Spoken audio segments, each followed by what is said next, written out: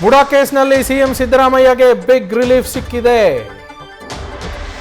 Lokayukta B report ಸ್ವೀಕರಿಸಿದೆ court. ಲೋಕಾಯುಕ್ತದಿಂದ B report ಸಲ್ಲಿಕೆಯಾಗಿದ್ದು ಕೋರ್ಟ್ ಅದನ್ನು ಸ್ವೀಕಾರ ಮಾಡಿದೆ. ಈ ಮೂಲಕ ಮೂಡಾ ನಿವೇಶನ ಹಂಚಿಕೆ ಕೇಸ್ನ ಬಿ ರಿಪೋರ್ಟ್ ಸಲ್ಲಿಕೆ ಆಗಿದ್ದು ಅದನ್ನು ಕೋರ್ಟ್ ಅಕ್ಸೆಪ್ಟ್ ಮಾಡಿದೆ. ಜನಪ್ರತಿನಿಧಿಗಳ ಕೋರ್ಟ್ನಲ್ಲಿ ಬಿ ರಿಪೋರ್ಟ್ ಅನ್ನು ಸಲ್ಲಿಸಿದ್ದ ಲೋಕಾಯುಕ್ತ ಅದನ್ನು ಈಗ ಕೋರ್ಟ್ ಅಕ್ಸೆಪ್ಟ್ ಮಾಡಿಕೊಂಡಿದ್ದು ಮೂಡಾ ಕೇಸ್ನಲ್ಲಿ ಸಿಎಂ ಸಿದ್ದರಾಮಯ್ಯನವರಿಗೆ ಬಿಗ್ ರಿಲೀಫ್ ಸಿಕ್ಕಿರುವಂಥದ್ದು. ನಮ್ಮ ಪ್ರತಿನಿಧಿ ಸಂದೇಶ್ ಫೋನ್ ಸಂಪರ್ಕದಲ್ಲಿದ್ದಾರೆ. ಸಂದೇಶ್, ಮೂಡಾ ಕೇಸ್ನಲ್ಲಿ ಟೆನ್ಷನ್ ಇದ್ದಂತಹ ಸಿದ್ದರಾಮಯ್ಯ ಹಾಗೆ ಕುಟುಂಬಕ್ಕೆ ಈಗ ಬಿಗ್ ರಿಲೀಫ್ ಅಂತಲೇ ಹೇಳ್ಬೋದು. ಬಿ ರಿಪೋರ್ಟ್ನಲ್ಲಿ ಏನೆಲ್ಲ ಅಂಶಗಳನ್ನು ಉಲ್ಲೇಖಿಸಲಾಗಿತ್ತು? ನವೀನ್, ಮೂಡಾ ಕೇಸ್ ಪ್ರಕರಣಕ್ಕೆ ಅಂದ್ರೆ ಮೂಡಾ ಹಗರಣ ಕೇಸ್ಗೆ ಸಂಬಂಧಪಟ್ಟಂತೆ ಈ ಹಿಂದೆ ಲೋಕಾಯುಕ್ತ ಅಧಿಕಾರಿಗಳು ಈ ಕುರಿತಂತೆ ತನಿಖೆಯನ್ನ ನಡೆಸಿದ್ರು. ತನಿಖೆಯನ್ನ ನಡೆಸಿದಂತಹ ಲೋಕಾಯುಕ್ತ ಅಧಿಕಾರಿಗಳು ಜನಪ್ರತಿನಿಧಿಗಳ ವಿಶೇಷ ನ್ಯಾಯಾಲಯ, ಬಿಕಾಸ್ ಇಲ್ಲಿ ಸಿಎಂ ಸಿದ್ದರಾಮಯ್ಯ ಹಾಗೆ ಅವರ ಪತ್ನಿ ಕೂಡ ಇದ್ರು. ಜೊತೆಗೆ ಇಲ್ಲಿ ಪ್ರಮುಖವಾಗಿರುವಂತದ್ದು ಅವರ ಮೇಲೂ ಕೂಡ ಆರೋಪ ಬಂದಿತ್ತು.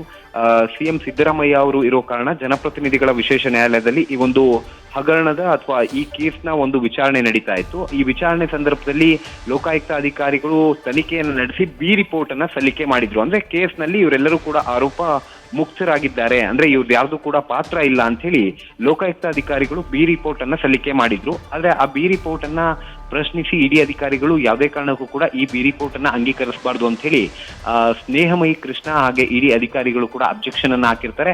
ಅದಾದ ನಂತರ ಅದನ್ನ ಅಂಗೀಕರಿಸಬೇಕೋ ಬೇಡವೋ ಅನ್ನೋದಕ್ಕೆ ಸಂಬಂಧಪಟ್ಟಂತೆ ಸುಮಾರು ದಿನಗಳ ಕಾಲ ವಿಚಾರಣೆ ನಡೆಸಿದಂತಹ ಜನಪ್ರತಿನಿಧಿಗಳ ವಿಶೇಷ ನ್ಯಾಯಾಲಯ ಈಗ ಸದ್ಯ ಆ ಒಂದು ಬಿ ರಿಪೋರ್ಟ್ ಅನ್ನ ಅಂಗೀಕರಿಸಿರುವಂತದ್ದು. ಅಂದ್ರೆ ಜನಪ್ರತಿನಿಧಿಗಳ ವಿಶೇಷ ನ್ಯಾಯಾಲಯ ಈಗ ಆ ಒಂದು ಬಿ ರಿಪೋರ್ಟ್ ಅನ್ನ ಅಂಗೀಕಾರ ಮಾಡಿರೋದ್ರಿಂದ ಈಗ ಸದ್ಯ ಸಿಎಂ ಸಿದ್ದರಾಮಯ್ಯ ಹಾಗೆ ಅವರ ಕುಟುಂಬದವರಿಗೆ, ಅಂದ್ರೆ ಅವರ ಪತ್ನಿ ಬಾಮೈದಾಗೆ ಬಿಗ್ ರಿಲೀಫ್ ಅಂತಾನೆ ಹೇಳ್ಬೋದು. ಯಾಕಂದ್ರೆ ಪತ್ನಿ ಪಾರ್ವತಿ ಅವರ ಹೆಸರು ಜೊತೆಗೆ ಬಾಮೈದ ಮಲ್ಲಿಕಾರ್ಜುನ್ ಸ್ವಾಮಿ ಅವರ ಹೆಸರು ಕೂಡ ಅಥವಾ ಈ ಪ್ರಕರಣದಲ್ಲಿ ಇರುತ್ತೆ. ಅವರು ಕೂಡ ಈ ಪ್ರಕರಣದಲ್ಲಿ ಆರೋಪಿಗಳಾಗಿರ್ತಾರೆ.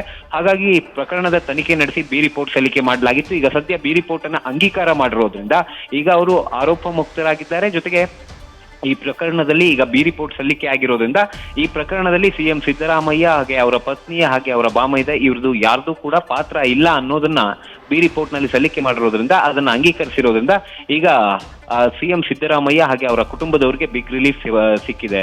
ನವೀನ್, ಸಂದೇಶ್, ಇಲ್ಲಿ ಈ ಜನಪ್ರತಿನಿಧಿಗಳ ಕೋರ್ಟ್ಗೆ ಏನು ಈ ಬಿ ರಿಪೋರ್ಟ್ ಅನ್ನು ಸ್ವೀಕರಿಸಬಾರ್ದು ಅಂತ ಅರ್ಜಿ ಸಲ್ಲಿಸಿದ್ರು, ಅದು ಮುಗಿದು ಇವಾಗ ಸ್ವೀಕಾರ ಆಗಿದೆ. ಇದನ್ನ ಮತ್ತೆ ಮೇಲ್ಗಡೆ ಕೋರ್ಟ್ಗಳಲ್ಲಿ ಚಾಲೆಂಜ್ ಮಾಡೋದಕ್ಕೆ ಅವಕಾಶ ಇರುತ್ತಾ?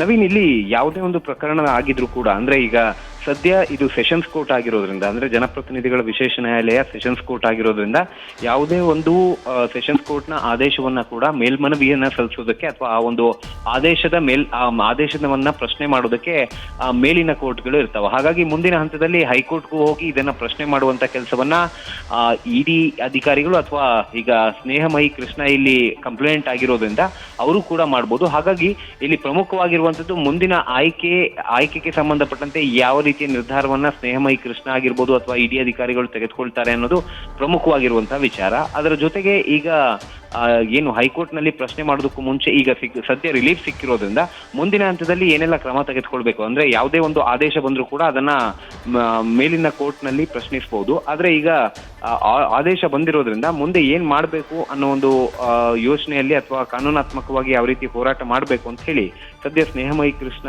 ಹಾಗೆ ಅವರ ತಂಡದವರು ಕೂಡ ಈಗಾಗಲೇ ಯೋಚನೆ ಮಾಡ್ತಾ ಇದ್ದಾರೆ. ನವೀನ್, ಥ್ಯಾಂಕ್ ಯು ಸಂದೇಶ್ ಡೀಟೇಲ್ಸ್ಗೆ. ಸಿಎಂ ಸಿದ್ದರಾಮಯ್ಯನವರಿಗೆ ತಲೆನೋವಾಗಿದ್ದಂತಹ ಮೂಡಾ ಪ್ರಕರಣದಲ್ಲಿ ಸದ್ಯ ಬಿಗ್ ರಿಲೀಫ್ ಸಿಕ್ಕಿದೆ. ಲೋಕಾಯುಕ್ತ ಸಲ್ಲಿಸಿದಂತಹ ಬಿ ರಿಪೋರ್ಟನ್ನು ಈಗ ಜನಪ್ರತಿನಿಧಿಗಳ ನ್ಯಾಯಾಧೀಶರಾದಂತಹ ಗಜಾನನ ಭಟ್ ಅವರ ಪೀಠದಿಂದ ಜನಪ್ರತಿನಿಧಿಗಳ ನ್ಯಾಯಾಲಯದಿಂದ ಈ ಬಿ ರಿಪೋರ್ಟನ್ನು ಸ್ವೀಕಾರ ಮಾಡಲಾಗಿದೆ. ಬಿ ರಿಪೋರ್ಟ್ ಪುರಸ್ಕೃತವಾಗಿದ್ದು ಸಿಎಂ ಹಾಗೆ ಕುಟುಂಬಕ್ಕೆ ಇದರಿಂದಾಗಿ ಬಿಗ್ ರಿಲೀಫ್ ಸಿಕ್ಕಂತಾಗಿದೆ. ಮೂಡಾ ಕೇಸ್ನಲ್ಲಿ ಕಳಂಕ ಮುಕ್ತರಾಗಿದ್ದಾರೆ ಸದ್ಯಕ್ಕೆ ಸಿಎಂ ಸಿದ್ದರಾಮಯ್ಯ ಹಾಗೆ ಕುಟುಂಬದವರು.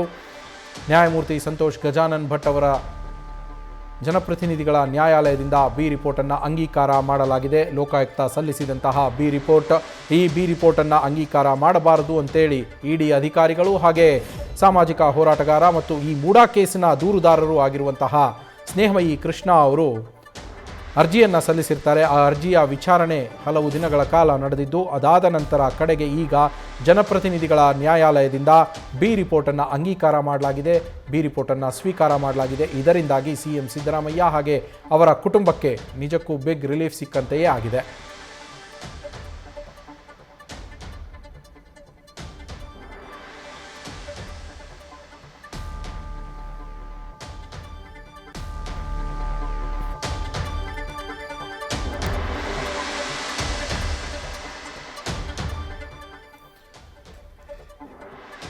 ಮೈಸೂರಿನ ಮೂಡಾ ಹಗರಣ, ಸಿಎಂ ಸಿದ್ದರಾಮಯ್ಯ ಅವರ ಪತ್ನಿಯ ಹೆಸರಿಗೆ ಸೈಟ್ಗಳನ್ನು ಅಲಾಟ್ ಮಾಡಲಾಗಿತ್ತು.